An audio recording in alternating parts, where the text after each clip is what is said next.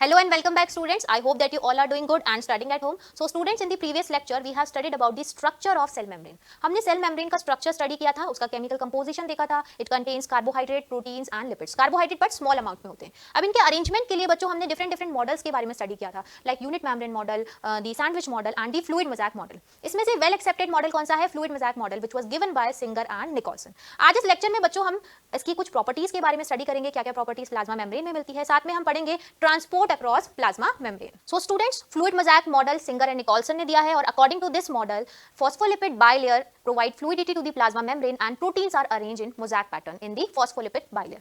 ठीक है, तो fluid mosaic model में हमें दो टर्म दिख रही हैं, fluid and mosaic. fluid term किसकी वजह से आ रही है? ड्यू टू phospholipid bilayer जो fluidity प्रोवाइड कर रही है, और mosaic टर्म आ रही है प्रोटीन्स के लिए, जो प्रोटीन्स हैं वो mosaic पैटर्न में अरेंज्ड होते हैं इस phospholipid bilayer में.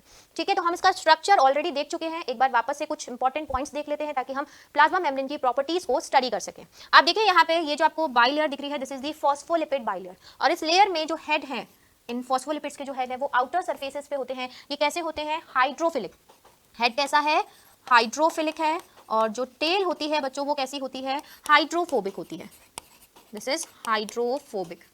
तो अरेंजमेंट लेयर का कैसे होगा? जो बाई लेयर है उसमें बाहर की तरफ हाइड्रोफिलिक हेड एक्सपोज होंगे जो टेल को प्रोटेक्ट करके रखेंगे, क्योंकि बाहर और सेल के अंदर दोनों ही तरफ एक्वस एनवायरनमेंट प्रेजेंट होता है. राइट, अब आप देख सकते हैं जो प्रोटीन्स हैं वो मोज़ैक पैटर्न में प्रेजेंट हैं, कोई फिक्स पैटर्न नहीं है, पैचेस की फॉर्म में प्रेजेंट हैं. कुछ प्रोटीन्स क्या होते हैं? बाई लेयर के अंदर एम्बेडेड होते हैं, और कुछ आउटर सरफेसेस पे होते हैं. जो अंदर एम्बेडेड है उन्हें हम इंटीग्रल प्रोटीन बोलते हैं, जो आउटर सरफेस पे है उन्हें हम पेरिफेरल प्रोटीन बोलते हैं. राइट, अब देखिए जो इंटीग्रल प्रोटीन है उसमें जो कंप्लीटली पास प्रोटीन्स होते हैं, जो कंप्लीटली इस बाई लेयर के अंदर एम्बेडेड हैं, उनके लिए हम टर्म वो चैनल प्रोटीन की तरह काम कर सकते हैं, टनल प्रोटीन की तरह काम कर सकते हैं, जिसके अक्रॉस क्या होगा? जो वाटर सॉल्युबल मॉलिक्यूल्स है उनका मूवमेंट हो सकता है.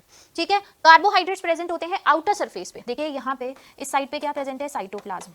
This is the cytosolic phase of plasma membrane, और ये एक्स्ट्रा सेल्यूलर पार्ट है outside the cell. This is the extra cellular phase. ठीक है, तो हमेशा बाहर की तरफ क्या मिलेंगे? कार्बोहाइड्रेट मिलेंगे, और कार्बोहाइड्रेट दो तरीके के होते हैं, glycoprotein and glycolipid.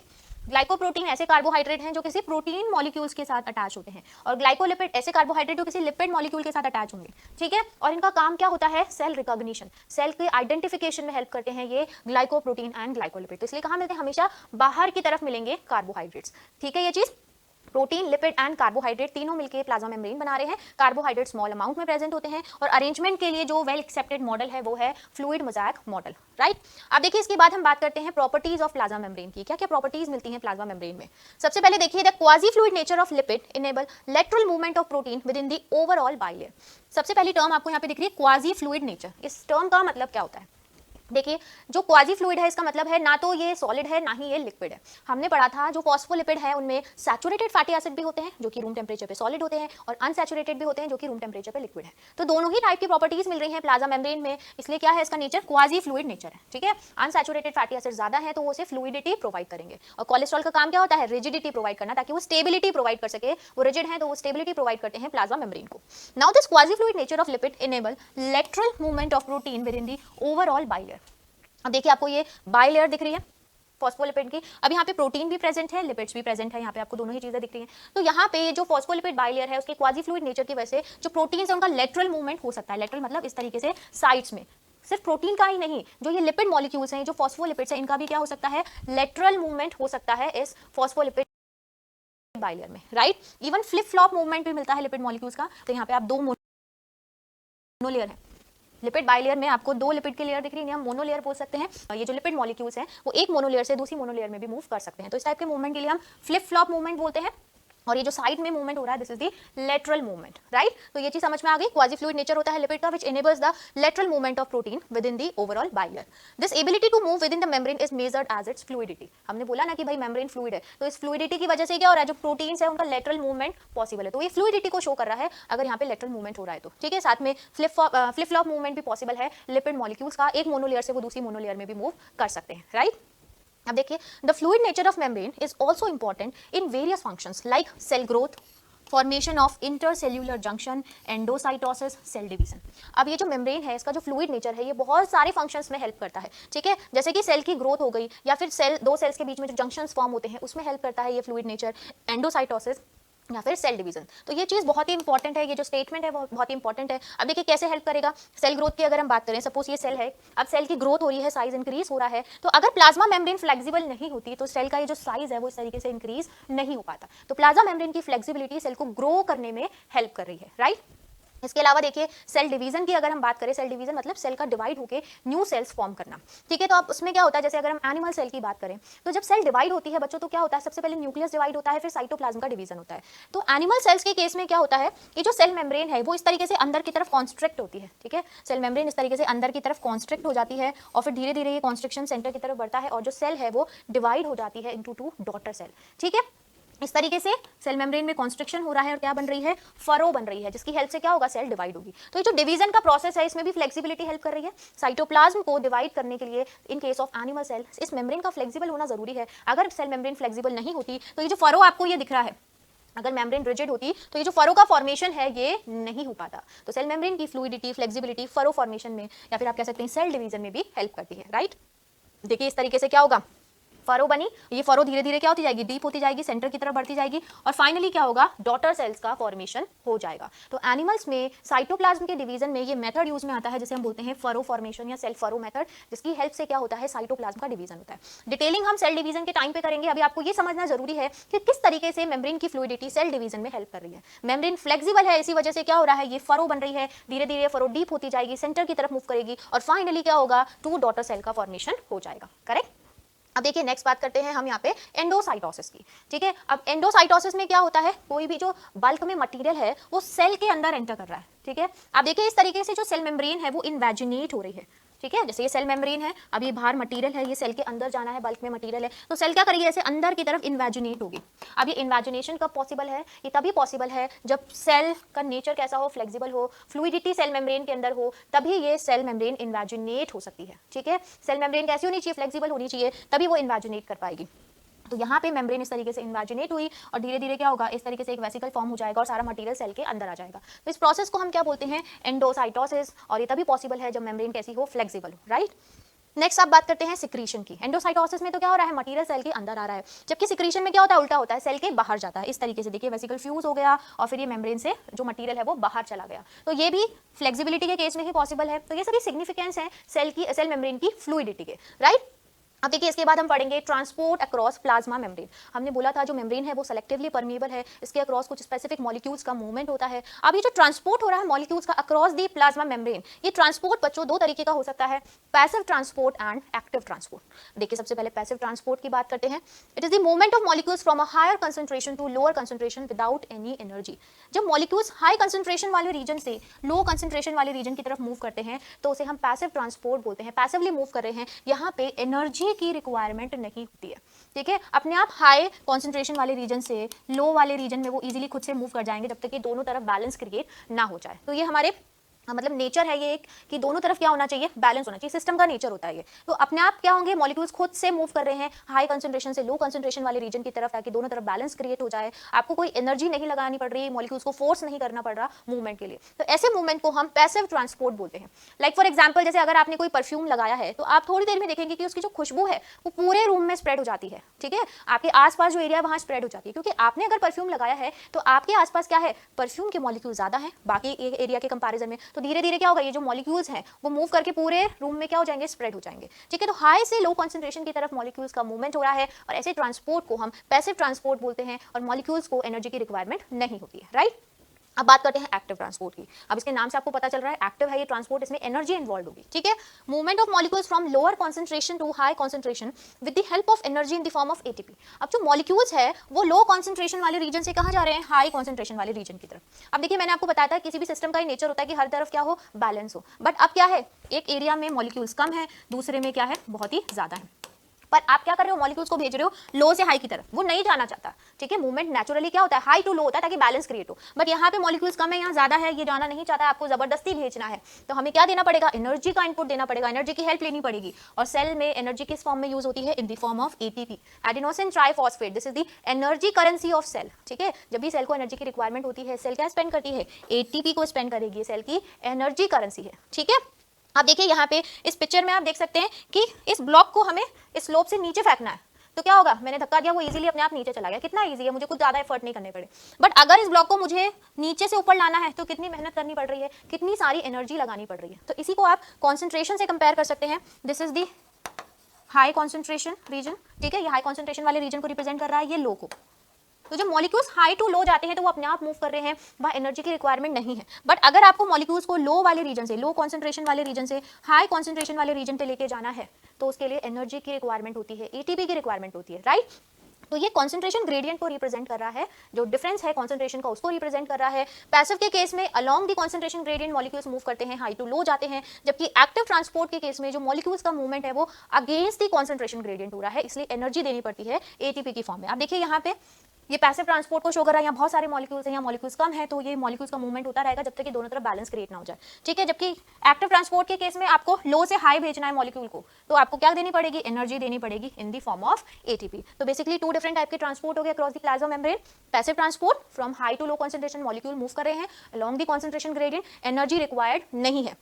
While in case of active transport, molecules are moving from low to high concentration region. That's why energy is required in the form of ATP. यहाँ against the concentration gradient क्या हो रहा है, molecules का movement होता है। तो students जो molecules हैं उनका movement हो रहा है across the plasma membrane, और two different type का transport हो सकता है इन molecules का, active और passive, ठीक है। पैसिव ट्रांसपोर्ट में मॉलिक्यूल्स हाई कॉन्सेंट्रेशन वाले रीजन से लो कॉन्सेंट्रेशन वाले रीजन में मूव कर रहे हैं without utilizing any energy. Passive के केस में एनर्जी की रिक्वायरमेंट नहीं है। अब देखिए जो पैसिव ट्रांसपोर्ट है बच्चों, इसमें हम दो चीजों के बारे में पढ़ेंगे, diffusion and one special case of diffusion, that is osmosis, right.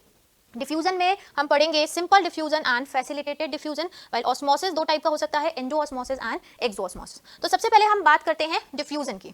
अब देखिए डिफ्यूजन मतलब movement of molecules from high concentration region to low concentration region, ठीक है। जैसा कि मैंने अभी आपको बताया था कि अगर बहुत सारा आपने परफ्यूम लगा रखा है तो धीरे धीरे उसकी जो स्मेल है, उसकी जो खुशबू है वो सब जगह फैल जाती है। तो क्या हो रहा है, जो मॉलिक्यूल्स है वो डिफ्यूज हो रहे हैं from high concentration to low concentration region. आपने परफ्यूम लगाया है तो आपके आसपास क्या है, आपके पास बहुत सारे उस परफ्यूम के मॉलिक्यूल्स हैं, हाई कॉन्सेंट्रेशन वाला रीजन है, आसपास का जो एरिया है वो लो कॉन्सेंट्रेशन वाला रीजन है, तो मॉलिक्यूल क्या होंगे, धीरे धीरे डिफ्यूज हो जाएंगे। मॉलिक्यूल चाहे सॉलिड हो, लिक्विड हो, गैस हो, तो इनका जब मूवमेंट होता है हाई टू लो कॉन्सेंट्रेशन, तो उसके लिए हम क्या टर्म यूज में लेते हैं, डिफ्यूजन टर्म यूज में ले रहे हैं, राइट। अब डिफ्यूजन में आप दो चीजें देखेंगे, simple diffusion and facilitated diffusion. Simple diffusion means without using any helper proteins, molecules का मूवमेंट हो रहा है across the plasma membrane, but कोई हेल्पर प्रोटीन्स रिक्वायर्ड नहीं है। डायरेक्टली जो फॉस्फोलिपिड बाइलेयर है उसके थ्रू जो मॉलिक्यूल्स है वो डिफ्यूज होकर सेल के अंदर या बाहर जा रहे हैं, ठीक है। पर जाएंगे कहाँ से, हाई कॉन्सेंट्रेशन वाले रीजन से लो कॉन्सेंट्रेशन वाले रीजन में, ठीक है। तो जो न्यूट्रल सॉल्यूट्स हैं जिन पे कोई चार्ज नहीं होता है वो इजीली सिंपल डिफ्यूजन के थ्रू मूव कर सकते हैं, या जो स्मॉल साइज के पोलर मॉलिक्यूल्स होते हैं वो सिंपल डिफ्यूजन के थ्रू मूव कर सकते हैं, ठीक है।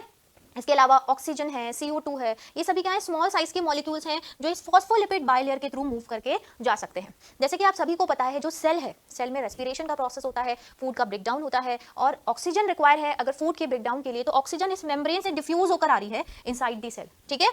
सेल के अंदर क्या हो रहा है, ऑक्सीजन का डिफ्यूजन हो रहा है, ठीक है। ऑक्सीजन क्या है, आउटर एनवायरनमेंट में ज्यादा है, सेल के अंदर कम है, तो बाहर ऑक्सीजन का कॉन्सेंट्रेशन है हाई, अंदर लो है, तो क्या होगा, ऑक्सीजन डिफ्यूज होकर सेल के अंदर आएगी, ठीक है। ऑक्सीजन की हेल्प से फूड का ब्रेकडाउन होगा, जिससे क्या बनेगा, CO2। अब सेल के अंदर क्या है, high CO2 in comparison to outer environment, तो CO2 डिफ्यूज आउट हो जाएगी सेल से। तो दोनों ही डायरेक्शन में मूवमेंट हो सकता है, but in case of simple diffusion movement कहां से होगा, from high concentration region to low concentration region, without using any helper protein. आप देख सकते हैं जो मूवमेंट हो रहा है थ्रू दी फॉस्फोलिपिड बाइलेयर, कोई प्रोटीन इसमें इन्वॉल्व नहीं है। इस टाइप के मूवमेंट को हम सिंपल डिफ्यूजन बोलते हैं। तो जो न्यूट्रल सॉल्यूट्स हैं, ठीक है, स्मॉल पोलर मॉलिक्यूल्स हैं, उनके केस में क्या होगा, सिंपल डिफ्यूजन होगा, राइट। अब बात करते हैं फैसिलिटेटेड डिफ्यूजन की। फैसिलिटेटेड डिफ्यूजन में डिफ्यूजन हो रहा है with the help of helper proteins, मतलब आपको एक्स्ट्रा फैसिलिटी प्रोवाइड करनी होगी उस मॉलिक्यूल के मूवमेंट के लिए। अब क्यों देनी है हमें वो एक्स्ट्रा फैसिलिटी, क्यों हमें प्रोटीन्स रिक्वायर्ड है, देखिए किसके केस में होता है फैसिलिटेटेड डिफ्यूजन, पोलर मॉलिक्यूल्स के केस में, ठीक है। पोलर मतलब जिन पे चार्जेस प्रेजेंट होते हैं, ठीक है, जो भी लार्ज साइज के मॉलिक्यूल्स हैं उनके लिए हम क्या यूज में लेंगे, फैसिलिटेटेड डिफ्यूजन। मॉलिक्यूल मूव तो करेगा high to low concentration region, भाई ये डिफ्यूजन है तो मूवमेंट तो हाई टू लो होगा, बट मूवमेंट किसकी हेल्प से होगा, with the help of helper proteins. अब देखिए टू डिफरेंट टाइप के हेल्पर प्रोटीन हो सकते हैं। सबसे पहले बात करते हैं channel mediated facilitated diffusion, with the help of channel protein molecule move कर रहा है। अब देखिए चैनल प्रोटीन्स क्या है, हमने टोटली बरिड इंटीग्रल प्रोटीन्स के बारे में पढ़ा था जो कंप्लीटली पास हो रहे हैं थ्रू दी फॉस्फोलिपिड बाइलेयर। तो ये किसकी तरह काम करते हैं, चैनल की तरह काम करते हैं, टनल की तरह काम करते हैं। तो जो पोलर मॉलिक्यूल्स हैं, जो हाइड्रोफिलिक मॉलिक्यूल्स हैं, लार्ज साइज के पोलर मॉलिक्यूल हैं, वो इस फॉस्फोलिपिड बाइलेयर से पास नहीं हो सकते क्योंकि अंदर का जो इंटीरियर है वो कैसा है, हाइड्रोफोबिक। तो हाइड्रोफिलिक कैसे पास होगा इससे, तो उसके लिए क्या है, ये स्पेशल चैनल प्रोटीन्स है, ये चैनल की तरह काम कर रहे हैं, टनल बना रहे हैं जिसके अक्रॉस क्या होगा, मॉलिक्यूल्स इजीली मूव कर सकते हैं, राइट। अब देखिए दूसरे हैं carrier mediated facilitated diffusion. Carrier protein की हेल्प से क्या हो रहा है, मॉलिक्यूल्स का मूवमेंट हो रहा है। अब देखिए ये जो प्रोटीन्स है ये काम किस तरीके से करते हैं, इनके कॉन्फॉर्मेशन में चेंजेस होते हैं। अब देखिए यहाँ पे इस मॉलिक्यूल को एक्स्ट्रा सेल्यूलर साइड से इंट्रा सेल्यूलर साइड की तरफ ट्रांसफर करना है, साइटोसोल में ट्रांसफर करना है। तो इन केस ऑफ कैरियर प्रोटीन्स क्या होगा, ये जो कैरियर प्रोटीन है इस साइड पे इस मॉलिक्यूल को बाइंड करेगा और इसके कॉन्फॉर्मेशन में चेंज होगा और फिर ये अपोजिट साइड पे इसे क्या कर देगा, रिलीज कर देगा, लाइक दिस। आप देखिए सपोज ये कैरियर प्रोटीन है, ठीक है, ये फॉस्फोलिपिड बाइलेयर है। अब ये मॉलिक्यूल यहाँ आके बाइंड हो गया, अब इसमें कन्फर्मेशनल चेंजेस होंगे, अब ये इसकी कन्फर्मेशन इस तरीके से चेंज हो जाएगी और ये मॉलिक्यूल को क्या करेगा, अपोजिट साइड पे रिलीज कर देगा। तो इस तरीके से channel protein and career protein की हेल्प से भी डिफ्यूजन हो रहा है, इसे हम फैसिलिटेटेड डिफ्यूजन बोलते हैं। किन मॉलिक्यूल्स के केस में होगा, पोलर मॉलिक्यूल्स के केस में, हाइड्रोफिलिक मॉलिक्यूल्स होते हैं ये। तो ये जो फॉस्फोलिपिड बाइलेयर है उसमें जो इंटीरियर होता है वो कैसा है, हाइड्रोफोबिक है, तो ये वहां से पास नहीं हो सकते हैं, इसलिए इनको स्पेशल फैसिलिटी प्रोवाइड कर रहे हैं, स्पेशल प्रोटीन्स प्रोवाइड कर रहे हैं जिसकी हेल्प से इनका ट्रांसपोर्ट होगा, राइट। तो ये डिफ्यूजन क्लियर है। सिंपल डिफ्यूजन में कोई हेल्पर प्रोटीन रिक्वायर्ड नहीं है, फॉस्फोलिपिड बाइलेयर से मॉलिक्यूल्स मूव कर रहे हैं, जो स्मॉल साइज के मॉलिक्यूल्स हैं जो कि न्यूट्रल सॉल्यूट्स हैं वो इजीली मूव कर सकते हैं। फैसिलिटेटेड के केस में स्पेशल हेल्पर प्रोटीन्स हैं, चाहे वो चैनल प्रोटीन हो चाहे कैरियर प्रोटीन हो, इनकी हेल्प से मॉलिक्यूल्स मूव कर रहे हैं, ठीक है। कौन से मॉलिक्यूल्स मूव करेंगे, पोलर मॉलिक्यूल्स जो कि हाइड्रोफिलिक होते हैं, राइट। अब नेक्स्ट बात करते हैं ऑस्मोसिस की।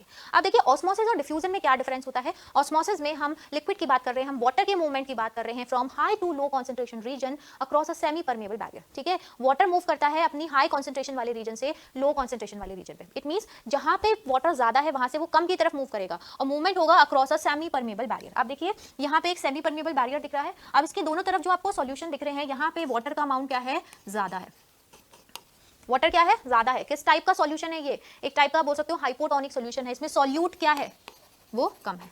तो जब भी मैं कॉन्सेंट्रेशन की बात करूंगी आपको स्पेसिफाई करना होगा कि हम किसकी कॉन्सेंट्रेशन की बात कर रहे हैं, ठीक है। मैं वाटर की कॉन्सेंट्रेशन की बात कर रही हूं तो यहाँ पे क्या है, वाटर ज्यादा है, और अगर मैं सॉल्यूशन के कॉन्सेंट्रेशन की बात करूंगी तो ये लेस कंसंट्रेटेड सॉल्यूशन है क्योंकि इसमें सॉल्यूट क्या है, कम।